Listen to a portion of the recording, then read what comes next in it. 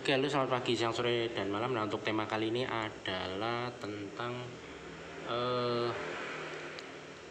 kawin silang ya. Jadi baru-baru ini kan muncul berita bahwa binatang yang telah punah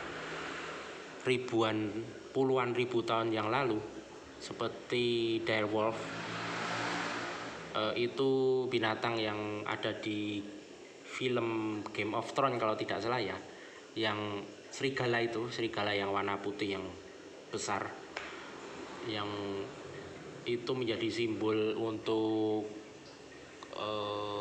rumahnya Stark, House of Stark ya. Itu kan simbolnya kan serigala tersebut ya. Nah, itu berhasil dimunculkan lagi di dunia nyata. Jadi di era sekarang ini telah muncul binatang yang mirip dengan direwolf tersebut.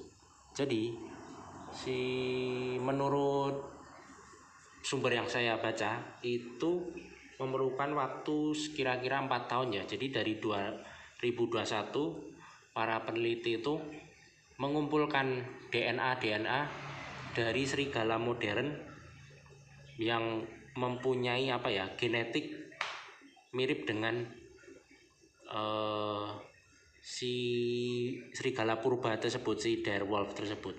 Nah, setelah dikumpulkan ketemu cocok, nah akhirnya mereka coba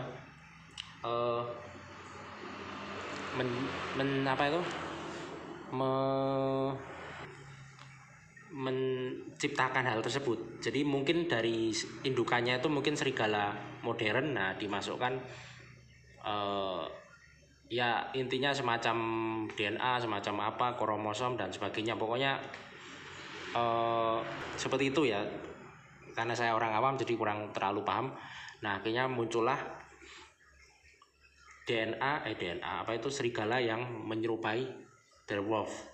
Jadi ini termasuk berita yang fenomenal ya, karena nanti setelah mungkin muncul penemuan itu, nanti pasti akan muncul lagi binatang-binatang lain yang punah, nanti akan dimunculkan seperti misalnya burung dodo, kemudian nanti ada juga Tasmanian tiger. Nah, mungkin nanti akan dimunculkan itu karena sudah ditemukan penelitian atau kemajuan teknologi untuk menciptakan hal tersebut. Nah, ini dari situ saya berpikir bahwa kenapa sangat jarang sekali peternak di Indonesia itu memunculkan ikan-ikan strain baru ya. Rata-rata itu kebanyakan ikan-ikan strain baru itu diambil dari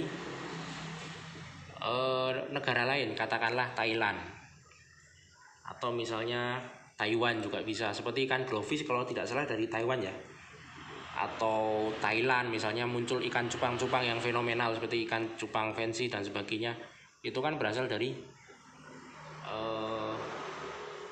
Thailand. Bahkan di Cina sana mulai membuat matahari buatan ya. Nah, matahari buatan itu kan itu sangat sangat mengerikan juga bagi dunia bisnis ikan hias di Indonesia dalam hal ekspor impor, karena dengan matahari buatan tersebut otomatis negara China sana kan bisa membuat suhunya itu, daerahnya tuh menjadi iklim tropis menyerupai negara-negara tropis penghasil ikan hias. Alhasil nanti misalnya ikan neon tetra bisa atau negara China sana bisa mengimpor ikan-ikan yang harusnya berasal dari negara tropis. Misalnya seperti arwana Kalimantan itu sudah banyak sekali dibudidaya di sana.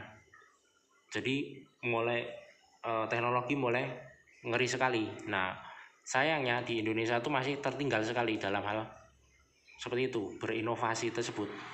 Nah, hal ini menurut saya ada beberapa faktor.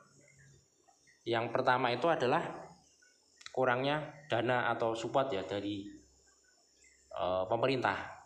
Kalau di Thailand sana memang iklim ikan hias sana memang sudah menjadi aset pemerintah. Jadi pemerintah sana mulai tahu, jadi mulai paham. Jadi mereka itu mendanai riset-riset atau penelitian dari misalnya para orang-orang yang mahir membudidaya kawin silang misalnya. Jadi mereka memang disupport, dikasih dana. Jadi mereka tidak akan kebingungan untuk makan.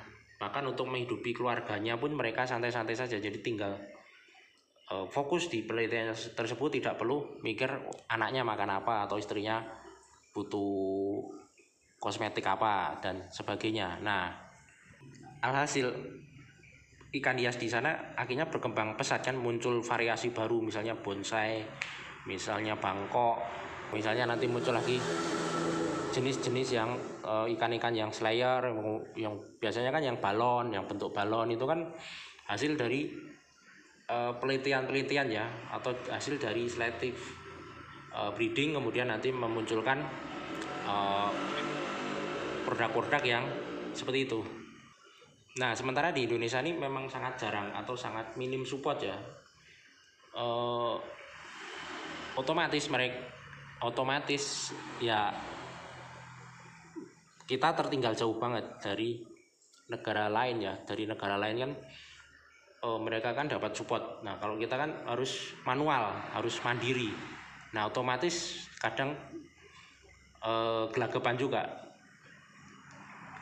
Alasannya apa? Alasannya karena kan penelitian itu kan butuh lama ya untuk menghasilkan strain baru. Itu kan butuh waktu yang lama, tidak hanya dalam waktu hitungan jam, itu bisa bertahun-tahun. Contohnya seperti tadi, serigala direwolf itu membutuhkan waktu penelitian kira-kira 4 tahun, dari tahun 2021. Nah, sampai 2024 itu baru 2025 maksudnya. Jadi kan butuh waktu kira-kira 4 tahun. Nah, contoh gampangnya misalnya kita membuat strain baru ikan gupi lah.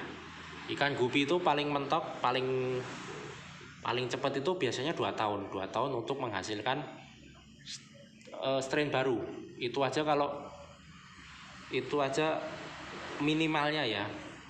Karena kan untuk menghasilkan strain baru itu kan harus dikawin silangkan dulu ya. Misalnya contoh aja ya, ini manfish saya kawinkan sama ini, misalnya gupi kan, gupi manfish sama gupi ini, nanti akan muncul anakan yang macam-macam. Nah, macam-macam itu nanti saya masih selektif lagi, yang bagus saya kawinkan lagi yang bagus, kemudian muncul anak lagi, dikawinkan lagi sampai stabil ya, sampai jenisnya stabil, sampai nanti kalau beranak pinak itu hasilnya tetap itu saja, tidak berubah. Nah, itu kan sangat lama. Nah, masalahnya itu kalau berhasil, kalau gagal itu harus ngulang lagi dari nol. Jadi butuh waktu 2 tahun lagi, jadi butuh waktu 4 tahun. Nah, itu kalau gagal lagi butuh waktu 6 tahun. Nah, itulah yang membuat kadang peternak lokal itu mending beli impor aja, beli produknya impor, nanti terus dikawinkan saja, nanti terus dijual. Karena memang prosesnya itu memakan waktu ya, waktu dan biaya juga. Karena kan biasanya kan itu kan perorangan ya, jadi mereka itu menciptakan atau menguji coba itu perorangan, artinya tanpa bantuan dari investor atau katakanlah dari pemerintah lah. Jadi mereka kerja sendiri. Nah, kalau gagal ya sudah gagal, ngulang lagi. Nah, itu kalau misalnya dari keluarga yang mapan itu ya santai aja. Yang misalnya tidak terlalu kebutuhan tidak terlalu banyak atau belum ada tanggungan, maksudnya itu masih santai-santai aja. Nah, masalahnya kan kebanyakan para peternak itu kan sudah punya tanggungan ya, atau sudah harus mandiri, mau nggak mau harus mandiri. Jadi oleh karena itu mereka takut untuk berinovasi, karena nanti kalau gagal akhirnya bingung gimana cara menghidupi keluarga. Jadi seperti itu.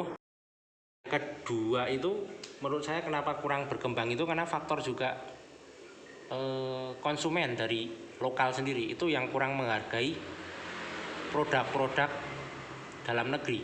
Mereka lebih suka ikan-ikan yang labelnya impor, misalnya impor dari Thailand, impor dari Jepang, misalnya impor dari ini. Pasti itu lebih di mata mereka tuh lebih berharga ya, daripada misalnya oh ini produk dari Sleman misalnya, atau produk dari Kulon Progo, itu kan seperti apa ya, seperti kurang menjual. Tetapi misalnya labelnya ini misalnya impor dari Jepang misalnya, atau ini dari Bangkok, Thailand, atau dari apa, pasti lebih mempunyai harga.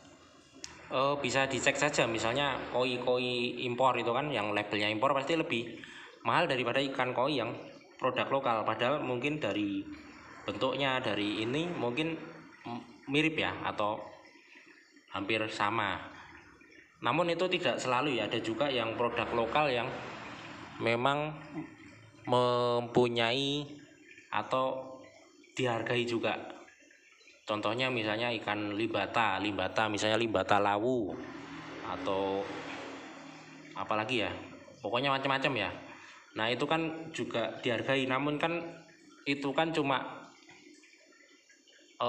bukan mendunia memasyarakat, itu hanya komunitas tertentu saja. Misalnya limbata itu hanya disukai oleh pencinta ikan cana aja, komunitas orang yang menyukai ikan limbata aja. Dan masih juga banyak yang menganggap remeh juga, misalnya ikan gini aja dipelihara kan di sungai banyak, jadi masih banyak juga yang meremehkan. Jadi itu tadi itu banyak kenapa kalah bersaing itu karena masih kurang menghargai produk-produk dari dalam negeri. Jadi masih membanggakan produk luar ya, oh ini impor pasti bangga banget. Nah yang terakhir itu masih kurangnya pengetahuan ya, jadi seperti saya ini masih awam ya, jadi kurang paham tentang genetika, tentang tentang ilmu-ilmu biologi, tentang anatomi, anatomi itu genetika. Nah itu tentang genetika. Jadi itu kalau kita asal-asalan mengawin silangkan itu nanti hasilnya juga boncos di itu tadi, di biaya operasional untuk riset dan penelitian itu kan memakan waktu lama. Nah iya kalau berhasil, kalau gagal kan berarti rugi. Karena saya pernah coba itu kawin silang ikan yang gampang itu kan. Nah itu hasilnya ikannya bukan bagus, malah cacat, banyak yang jelek-jelek bentuknya itu, jadi malah nggak laku, akhirnya cuma jadi pakan predator tersebut. Jadi memang harus dibimbing kalau mencoba mengkawin silangkan itu. Seperti di Thailand itu kan ada departemen perikanannya itu kan memang membuat laboratorium khusus itu. Jadi memang ada bimbingan untuk menciptakan atau meningkatkan kualitas ikan hias tersebut. Makanya dari segi kualitas pun ikan-ikannya pun juga bagus ya, sampai pokoknya kalau ini impor dari Thailand wah pasti bagus gitu. Jadi memang untuk dalam hal riset itu memang masih tertinggal ya. Ya sebenarnya secara secara kualitas sama sebenarnya. Orang-orang yang pengalaman yang paham tentang ikan di Indonesia ini juga sebenarnya banyak ya, atau paham atau master di bidang itu. Namun kan kelemahannya itu kan disupport dari pemerintah. Kalau di Thailand kan memang gencar untuk menyupport itu. Jadi itu kan salah satu devisa negara mereka juga. Jadi semua hal-hal yang berbau dengan devisa atau salah satu yang nanti menguntungkan negaranya tuh mereka support. Jadi nanti pasti muncul itu tadi, muncul tren baru pasti dari kayak seperti dari Taiwan, dari Thailand, dari pokoknya macam-macam lah, pokoknya dari daerah-daerah atau negara-negara yang memang industri ikan hiasnya tuh maju. Jadi itu saja sharing hari ini. Oke, terima kasih atas maksudnya terima kasih sudah menyimak. Jadi kalau misalnya ada salah kata itu bisa dibantah ya, misalnya oh enggak ini di sini enggak seperti ini atau ini gini. Nah, silakan dibantah karena ini hanya semacam opini pribadi saja. Jadi mungkin banyak salahnya. Oke, sampai di sini saja. Selamat pagi, siang, sore, dan malam.